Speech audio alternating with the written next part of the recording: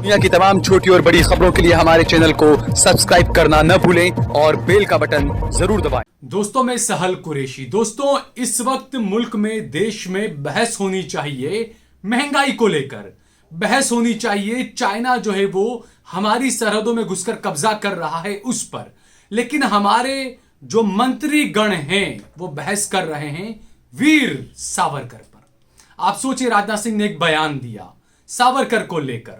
वो बयान क्या था ये किसी ने सुना नहीं, लेकिन इस पर बहस शुरू हो गई। सबसे पहले आप सुनिए राजनाथ सिंह का वो बयान। और सावरकर के खिलाफ झूठ फैलाया गया। बार बार यह बात कही गई कि उन्होंने अंग्रेजी सरकार के सामने अनेकों मर्सी पिटीशन फाइल की, लेकिन सच्चाई है कि मर्सी पिटीशन उन्होंने अपने को रिहा किए जाने के लिए नहीं फाइल की थी। सामान्यतः जो एक कैदी को पूरा अधिकार होता है कि मर्सी पिटीशन फाइल करना चाहे तो वह कर सकता है। महात्मा गांधी ने उन्हें कहा था कि आप मर्सी पिटीशन फाइल करो। महात्मा गांधी के कहने पर उन्होंने मर्सी पिटीशन फाइल की थी और महात्मा गांधी ने अपनी तरफ से यह अपील की थी। उन्होंने कहा था यदि सावरकर जी को रिहा किया जाना चाहिए, जैसे हम शांतिपूर्ण तरीके से आजादी हासिल करने के लिए आंदोलन चला रहे हैं, वैसे ही सावरकर जी भी आंदोलन चलाएंगे। यह बात महात्मा गांधी जी ने कही थी। लेकिन उनको बदनाम करने के लिए इस प्रकार की कोशिश की जाती है कि मर्सी पिटीशन फाइल की थी, उन्होंने क्षमा याचना मांगी थी, अपनी रिहाई की बात कही थी। यह सब सारी बातें बेबुनियाद और गलत हैं। तो सुना आपने दोस्तों, राजनाथ सिंह का कहना है कि वीर सावरकर को माफीनामा लिखने की बात महात्मा गांधी ने कही थी।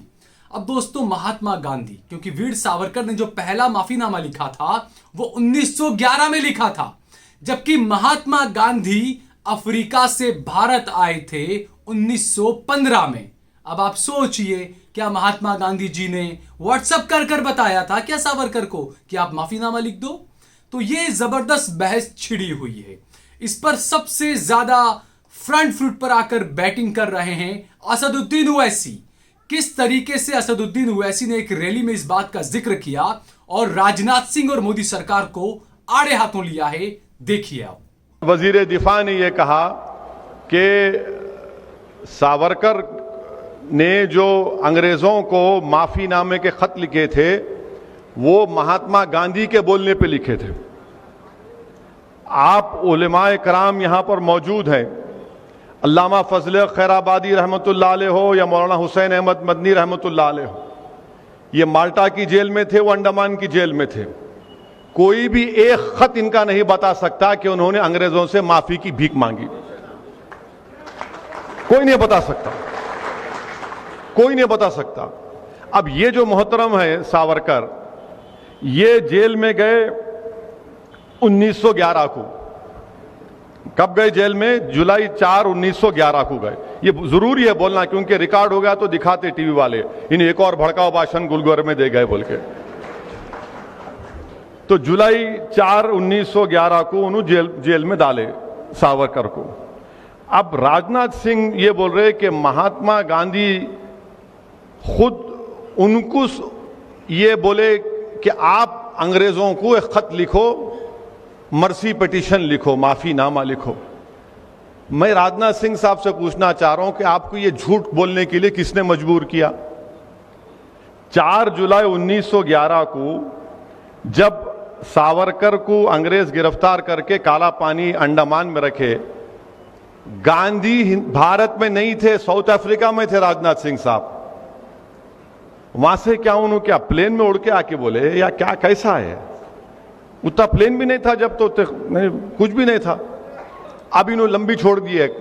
अब ये समझे कि हम लोग हमारे कान में फूल है, हम नहीं देखेंगे, नहीं मालूम हमारे को मालूम। हम भी थोड़ा थोड़ा पढ़ते, ज्यादा नहीं पढ़ते, थोड़ा थोड़ा पढ़े लिखे हैं।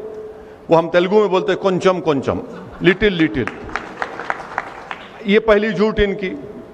अब दूसरी बात यह है कि वो हो गया। फिर उसके बाद उन्होंने एक और माफीनामा लिखे नवंबर 14 को 1913 को, और तीसरा लिखे। और महात्मा गांधी भारत को कब आए? जनवरी 9, 1915 को। माने 2 खत लिख चुके थे अंग्रेजों को सावरकर। अगर वो अंग्रेजी का खत आपके सामने पढ़ूंगा, उसका तर्जुमा करूंगा, तो ये जितने संघ परिवार के लोग हैं आग बिगोला हो जाएंगे। इतनी तारीफ कर रहे अंग्रेजों की, आप ऐसे हैं, आप दरिया दिल हैं, मेरे को माफ कर दो। अरे ये बात बोलते ही नहीं है। हां, यकीनन गांधी का खत है, गांधी ने खत लिखा था, गांधी ने खत का जवाब लिखा था। गांधी ने उस खत का जवाब लिखकर ये नहीं कहा गांधी ने अपने जवाब में सावरकर को कि बेटा तू माफी मांग ले जाके, नहीं कहा गांधी ने खत मैं पढ़ के सुना देता हूं आपको। वो खत है, गांधी ने लिखा जनवरी 25, 1920 को, और गांधी इसमें खत में लिख रहे कि आई हैव योर लेटर, आपका खत मिला। It is difficult to advise you, बड़ी मुश्किल है आपको नसीहत का, आपको एडवाइस करना। मैं आपको I suggest however you are framing a brief petition setting for the facts of the case, bringing out in clear relief the fact that the offense committed by your brother was purely political। Gandhi उनको ये मशवरा दे रहे कि आप एक petition अंग्रेजों को लिखो और जो जुर्म आपके भाई से हुआ ये बोलो कि वो सियासी जुर्म था। I suggest this in order that it would be possible to concentrate public attention on the case meanwhile। अने गांधी कहां बोल रहे इसमें कि माफी मांगो? गांधी तो यह बोलते थे कि अहिंसा का सबसे बड़ा रास्ता जेल को जाना है, जेल को जाना है। और मौसूफ को काला पानी में सावरकर को जेल में डाले, 8 महीने के अंदर ही खत लिख दिया उन्होंने पहला। अब राजनाथ सिंह बोलते कि हमारे वजीर दिफा है कि गांधी ने उनसे कहा था। गांधी ने कहा गांधी तो जनवरी 25, 1920 को खत लिखे, उससे पहले तो मौसूफ 2 खत लिख चुके थे। तो अब ये बीजेपी का मकसद क्या है कि सावरकर के बारे में बड़ा अच्छा तारीख में यह भी आया। मैं एक सियासत का तालिब इल्म हूं।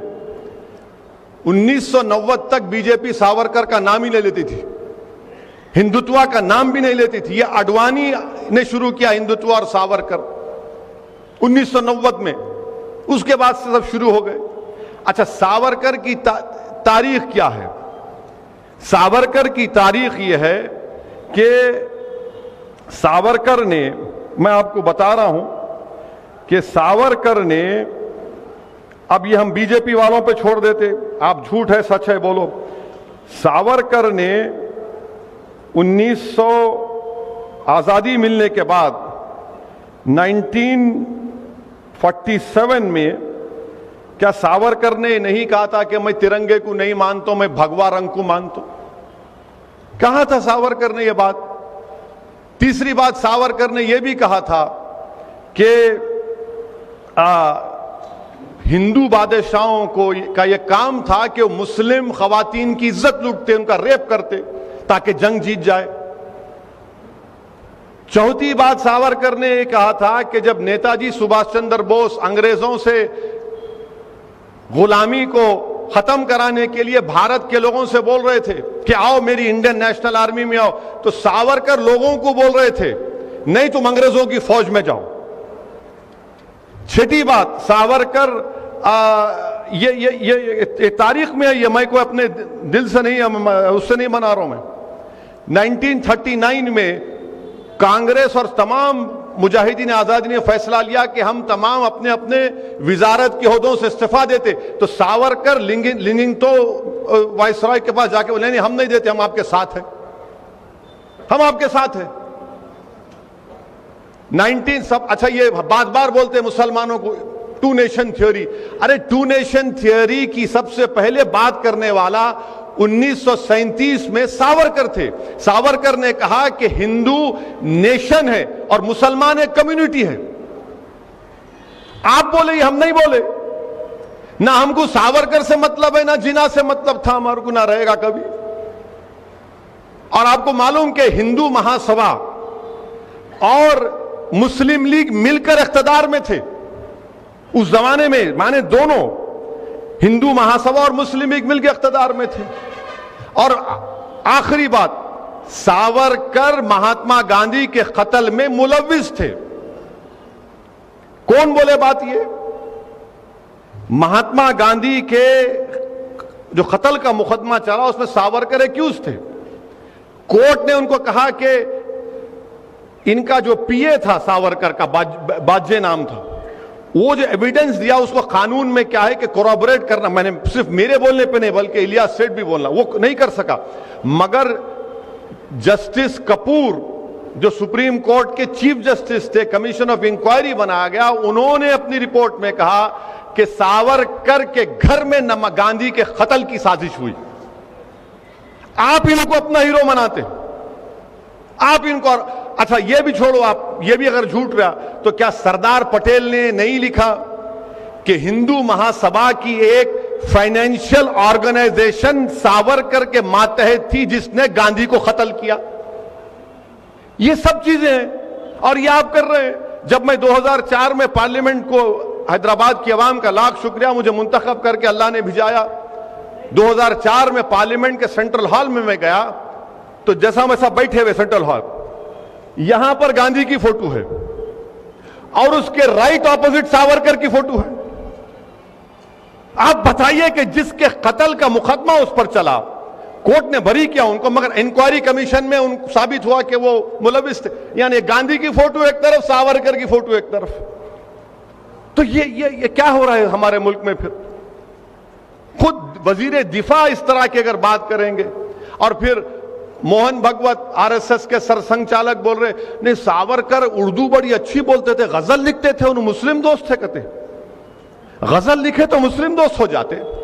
आज मीडिया वाले में से पूछे, मिला तुम्हारे इनको तारीख नहीं मालूम, महात्मा गांधी के कत्ल का जो एफआईआर था वो एफआईआर भी उर्दू में लिखा गया था। एफआईआर भी उर्दू में लिखा गया था कि मुल्जिम 1, मुल्जिम 2, दफा 302। सावरकर ने उर्दू से नफरत का इजहार किया था, वो भी रिटर्न है। ये लोग ये समझते कि कोई जानता नहीं, अपनी लंबी लंबी झूठ छोड़ के निकल जाओ, कोई पकड़ेगा नहीं। अरे तो हम जानते ना, थोड़ा बहुत पढ़े, हम भी उलेमाओं की सोबत में उनके पैरों के पास बैठकर हम भी सीखे, हम भी जानते हैं। तो आज इनको आप बना रहे हैं कि उन्हें बड़े वो थे। अरे कहां थे भाई? गांधी के कत्ल में ये थे। सावरकर ने यह भी लिखा कि हिटलर ने जो जर्मनी में यहूदियों को खत्म किया वो सही था, क्योंकि यहूदी जर्मनी से अंदर नहीं मिल सके, एसिमिलेट नहीं हो सके। अरे फैसिज्म की तायीद करते थे और हमको सिखा रहे हैं। और सबसे बड़ी बात याद रखिए, बीजेपी और संघ परिवार, जो कांग्रेस के लोग भी आज सावरकर की तायीद करते हैं। खुल के बोलो नहीं मानते उसको। सावरकर ने अपनी किताब हिंदुत्वा लिखी। हिंदुत्वा में सावरकर ने लिखा कि मुसलमान इस मुल्क से मोहब्बत नहीं कर सकते, क्योंकि ये इनके बाबा की जमीन नहीं है, ना इनके लिए ये एक मुबारक सरजमीन है। अंग्रेजी का लफ्ज था कि ना ये फादरलैंड है ना ये होली लैंड। इनका तो होली लैंड मक्का और मदीना में। अरे मक्का मदीना को नहीं पूछते, मक्का मदीना को हम खुदा नहीं मानते, हम जमीन और आसमान के खालिक को खुदा मानते। ये हकीकत है। मगर ये इनकी किताब में लिखा हुआ हिंदुत्वा, इनकी किताब है, पढ़ने अगर पढ़ने का मौका मिला तो पढ़िए आप। बाज़ाब्ता बोल रहे वो, और ये बोल रहे कि मुसलमानों को यहां पर सर्विट्यूड में रहना पड़ेगा। तो ये कल एक वजीर दिफा रहकर, संविधान पर, आईन पर ओत लेकर इस तरह की अगर बातें कोई करेगा तो आप खुद समझ जाइए कि मुल्क किस राह पे जा रहा है। मैं मीडिया से भी कहा और आज भी कह रहा हूं कि एक दिन एक वक्त आएगा, इसी तरह की अगर रविश बरकरार रहेगी, इसी तरह की ये नफरत बरकरार रहेगी, तो एक दिन आएगा कि इस मुल्क में बीजेपी संघ परिवार कहेगी कि अब बाबा कौम सावरकर है, गांधी नहीं है, और गोडसे मुजाहिद आजादी है। यह सिलसिला अगर चलता रहेगा तो यह शिद्दत पैदा हो चुकी है। ये तारीख को तोड़ तोड़ कर आरएसएस जो है आधी सच बोलती और पूरा झूठ बोलती। इनकी हकीकत है पूरी चीजों में। तो मेरे अजीज दोस्तों और बुजुर्गों, ये मुल्क के हालात।